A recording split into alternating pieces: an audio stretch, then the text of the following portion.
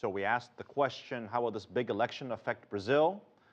I spoke with Albert Fishlow, professor of economics at the University of California, Berkeley and Columbia, about the economic challenges ahead.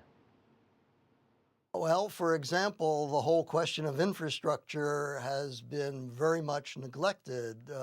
Roads are bad, railroads have not been constructed, port facilities have been neglected.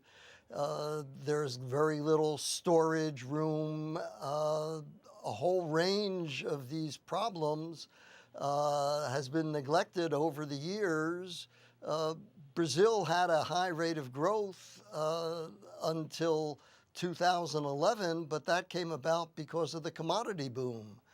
This was a great blessing to a country that was able to produce lots of soybeans and all kinds of iron ore and other kinds of products that were used by the developed economies on the one side, but also by China on the other. A lot of critics are blaming her administration, and a lot of these issues, yes, did happen during that time span. But I wonder if you feel like it's fair that her administration is responsible for this. Well, it's, as in many cases, it's very difficult to put the blame. The world has changed. The Brazilian economy simply didn't adjust. And since she was in charge, she's in part to blame.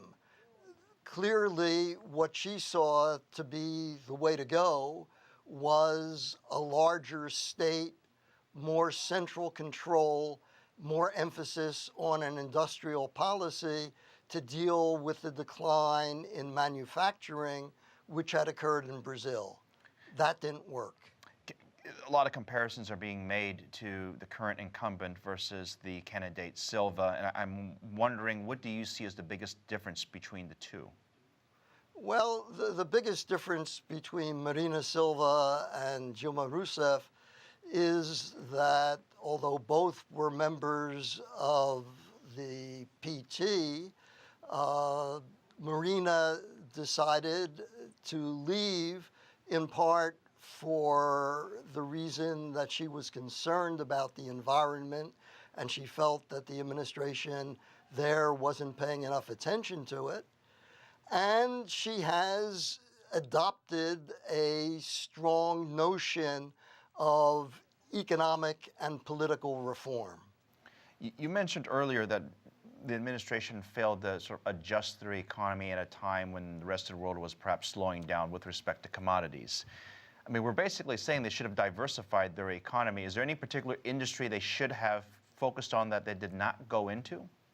Well, it's not a question of a specific industry. In fact, one of the problems in Brazil is the automobile industry. They've given it so much emphasis and so much concern that the whole economy depends upon it, the steel industry and other parts of the economy that provide inputs.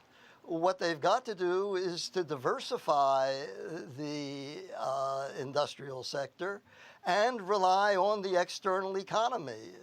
Brazil has one of the lowest export rates at the moment of any economy in the world. If President Rousseff does not win re-election, do you think some will say that perhaps some of the issues surrounding the World Cup, the money, the investment, some would argue went to the wrong places? Do you think that will end up being sort of the breaking point? Well, in some ways, Brazil also needs, apart from the economics, a political change. One of the difficulties they've had, which is remarkable, is they've had 22 political parties in Congress, and after the election, you're going to have something like 26 parties trying to put together coalitions in order to make decisions and in order to push a program is not an easy thing. And unless they begin to deal with that problem as well as the economic problem, they're not going to have a basis for longer-term growth. All right, thanks again, Professor Fishlow, Professor of Economics at Berkeley and Columbia.